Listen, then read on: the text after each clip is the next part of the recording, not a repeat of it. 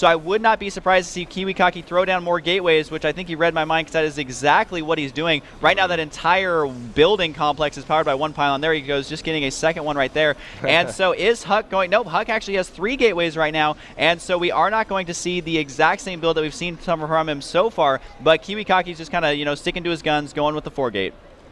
All right, so HuK here on 3 gateways currently he is going to throw up that 4th gateway, and what we're about to see, ladies and gentlemen, is just going to be good old Protoss 4 gate versus good old Protoss 4 gate. The warp gate technology is almost done for both players, and their harvester count is dead even at 27 apiece, so this is going to absolutely come down to micro. Whatever player can micro their stalkers, whatever player can micro their zealots, and maybe even use their probes if it comes down to it. Of course, both players now want to start accumulating that that Nexus energy because they want to use it on their warp gates. If you chrono boost a warp gate, it does lower the cooldown significantly to warp in more units, and HuK here is playing defensively. Looks like KiwiKaki, on the other hand, is playing offensively, but he really doesn't have enough forces to run up this ramp right now. Yeah, there's no way he's going to break up there. He is doing that proxy pylon down towards the entrance of HuK space, so he's going to try and put pressure on. He's not going to be too happy, though, once he sees exactly what HuK has. Do note HuK is keeping his army towards the back, so he can try and bait this army up there, then force field them in, and then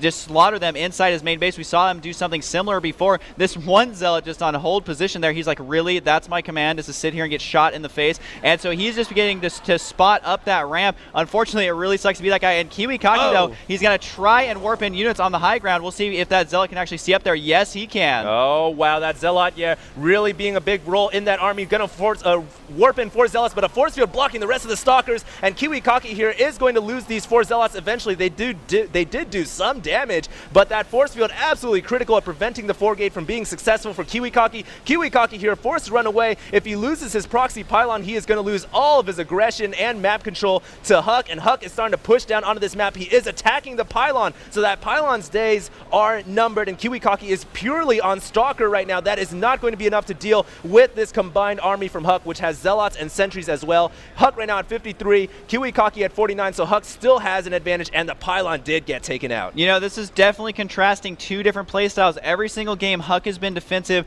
Every single game, KiwiKaki has been very, very aggressive. Unfortunately, KiwiKaki has a lot of units that are going to be marching out of here once HuK is comfortable enough to do that. Now, HuK did kill 1 pylon. Just taking a look at the units lost tab, he is several hundred minerals ahead in that regard. He's going to actually intercept these units, and the angle is not the best here from KiwiKaki. He is losing several stalkers. However, he was focus firing there fairly well, although unwisely, once again, warping in units on top of HuK's army, which makes them take additional damage while they're trying to warp in. Going to trap 2 more stalkers here, and well, he slaughtered 1 of them. The other one just got very, very low there on HP. So if we do look at the army size, still going to be favoring HuK, and not to drag you all over the place, but if you look at the units lost tab again, HuK has really driven this advantage now, as he is almost 1,000 minerals ahead, which this early in a game is bad news for KiwiKaki. So he's going to try and win with micro by getting a ton of stalkers and just a couple of zealots, although he has no sentries in that army for that guardian shield.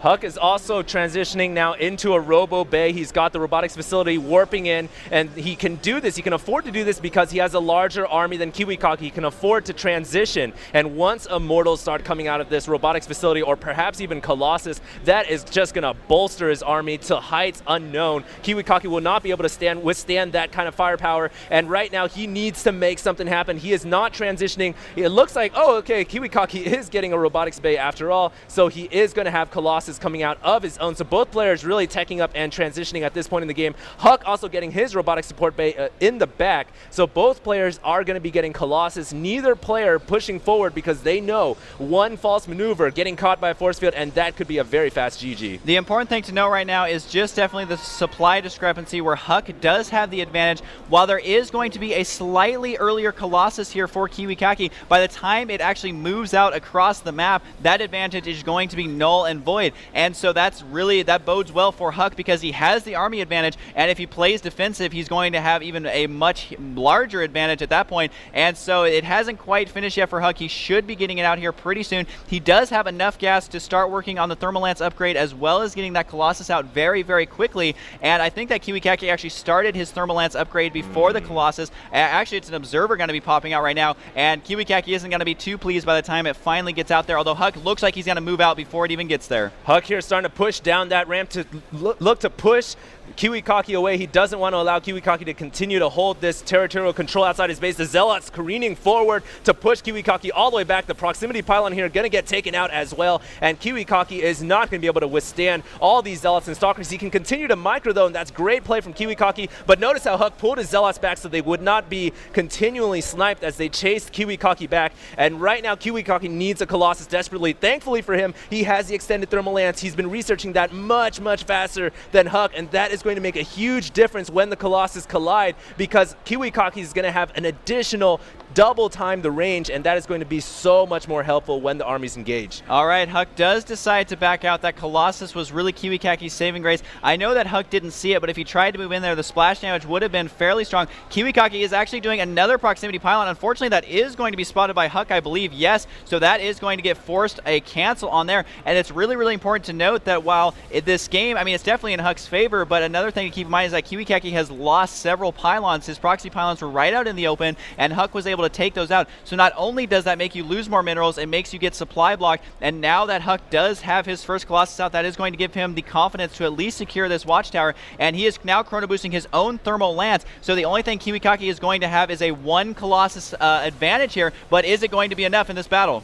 All right, so KiwiKaki engaging in a very bad position. He's actually, half his army is chasing these Stalkers away, which is allowing the majority of his army right here to be attacked by HuK, but he is going to pull back. His Zealots and Stalkers are going to get flanked, though. This is a very poor positioning by KiwiKaki. He realizes this. He's going to fall back and engage these Stalkers. Multiple battlefronts in all positions here for both these players. It looks like KiwiKaki, though, is going to be able to navigate his army back to the center, and it looks like in terms of supply, 84 for KiwiKaki, HuK at 86, so no clear advantage at this moment in the game. Notice how both these players expanded when they were pushing out, when they were being aggressive, the hallmark of any good player, and of course because their mains are starting to run a little bit dry. About 15 minutes into this game now on one base apiece. Yeah, the timing of that expansion was a little bit sooner for HuK, but Protoss versus Protoss is all about positioning once it starts getting into the mid and late game. How can you position your Colossus to do as much damage as possible while positioning your Zealots to take as little damage as possible from the Colossus? Because as soon as that wall of Zealots gets evaporated by those Colossus, sorry Zealots, I do love you, but that's basically your job, and they basically, it's all about positioning. That's what we saw right there. KiwiKaki had a slightly better position there,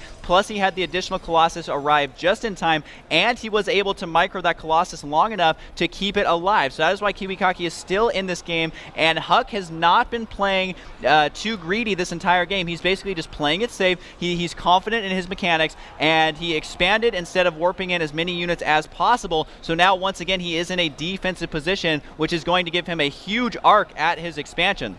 All right, KiwiKaki here is starting to be aggressive. He's moving in with his 3 Colossus. All these Colossus do have range as well as HuK's, and it is going to be War of the Worlds here, ladies and gentlemen. Who can come out ahead? Looks like HuK is going to push forward. This could be a bad position. All his forces getting caught out in the open. Those Zealots are just getting decimated by those Colossi, and a lot of them in the red. Their shields are all depleted for sure, and KiwiKaki here is playing brilliantly, just luring out all these Zealots. I'm not sure if HuK has the advantage here. It's going to be a very close battle. None of the sentries even using their force fields or anything, just some Guardian shields to help out. It looks like KiwiKaki has the Colossus advantage, but no, he's going to have to engage these 4 in the south, and I think that somehow, someway, perhaps HuK is going to be able to hold on to this. KiwiKaki still being aggressive. None of the players really committing any more past this little hole, this cavern, and it looks like both players are just going to fall back for now. Talk about an edge-of-your-seat battle there. Everyone at MLG is sitting on the floor. I don't know how you stay on the edge of the floor, but regardless, that was a pretty epic battle, and it does look like HuK is trying. Apparently there was a pylon up here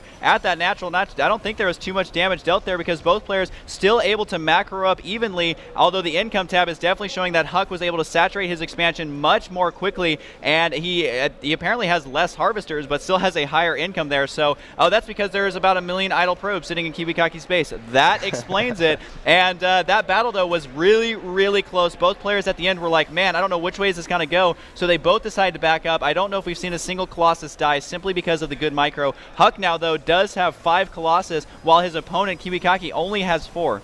All right, we do see a slight divergence here as HuK has decided to go for a fast forge and get +1 weapons, whereas KiwiKaki has decided to get an additional, KiwiKaki now getting a forge of his own, and he did get an additional robotics facility as well. This is going to help him produce Colossus at a slightly faster marginal rate if he has enough income to support it. Both players also destroying their rocks to the back door so they can access an expansion, and you know what? I think this is much wiser than going for the gold. The gold on this map is so hard to hold on to because look at how wide open it is. Those Colossus with the range can just attack all day long at a safe distance, and I think both these players realizing that they're going to try to accumulate resources at the back where it's safer for both players. Just looking at the army size tab here, HD, the army sizes are actually really, really close. Yes, one's in double digits now. They're both in triple digits. There we go. 102 to 103, and the army size value is almost identical. And if you look at the units lost tab as well, they are pretty close. I mean, the game's going on longer and longer, so only 400 minerals difference there.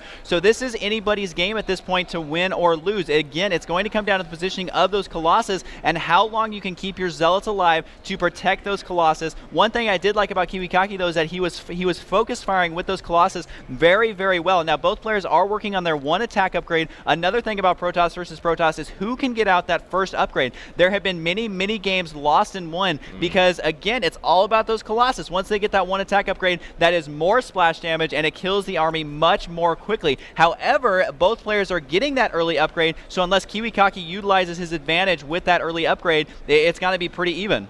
KiwiKaki here deciding to go for that third expansion. Now, this game is actually quite unusual. Protoss versus Protoss in the late game is not a sight. It's almost like seeing Zerg versus Zerg, which is a very uncommon sight indeed. So this is a special treat for all the viewers today. Protoss versus Protoss approaching the late game. Both players, tons of observers all over the map to see what's up. And here we go. HuK is moving out. He actually has the +1 upgrade finish just a little bit sooner than KiwiKaki. KiwiKaki is still trying to research that upgrade, and HuK is also getting +1 armor as well. This is huge because HuK has a slight upgrade advantage for about 1 minute, and that can make a huge difference. War of the Worlds here, so tons of Colossus just spraying the ground with laser beams. Nothing, no Stalker, no Zealot, no Sentry is going to survive in this no man's land, and this is absolutely brutal. Who's going to come out ahead? I'm not even sure. There are so many Colossus, ladies and gentlemen, but I think KiwiKaki has his Colossus bunched up just a little bit too much, and of course they do take splash damage. HuK there spreading out his Colossus greatly and using them to great effect to just annihilate KiwiKaki. KiwiKaki here is in a lot of trouble. One thing to note is that KiwiKaki had a heavy Zealot disadvantage going into this battle,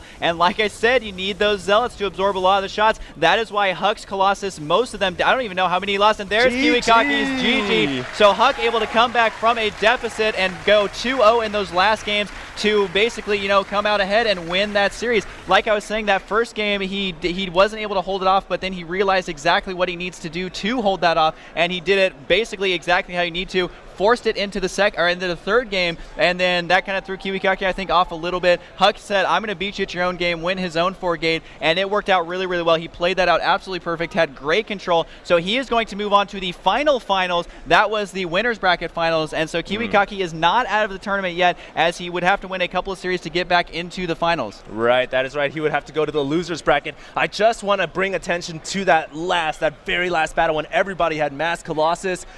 Really, the reason I think why HuK came out ahead, because both of them had about similar numbers. KiwiKaki was bunched up, and of course Colossus do splash damage, and whereas HuK had a great concave, a great surround around all of those Colossus, and it just, that was all that she wrote. Yeah, man. the Zealot disadvantage plus that concave, that was a really, really good concave. One problem that a lot of Protoss players have is they bunch all their units into a big blob. You can't do that. You have to have the APM to move those units, spread them out. It makes a huge difference. That was a lot of fun to watch. Usually you don't see that many Colossus battling it out at one time, but you know what, great control to HuK. We really got to hand it to him. He's been playing phenomenal this entire tournament, and he's proven it, man. He is in the finals. He has not lost a single match. He did drop a couple of questionable games, but you know what, at the end of the day, that does not matter because he is in the finals. No one else is right now. Results speak for themselves, ladies and gentlemen. HuK, his favorite race is HuK. All right, ladies and gentlemen, so we are going to go ahead and go to a commercial break, and we just want to thank you guys for staying tuned here. MLG in Raleigh, North Carolina.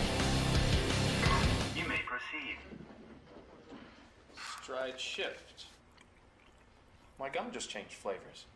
My gum just changed from berry to mint. What's happening to me? What's happening to me? Berry to mint?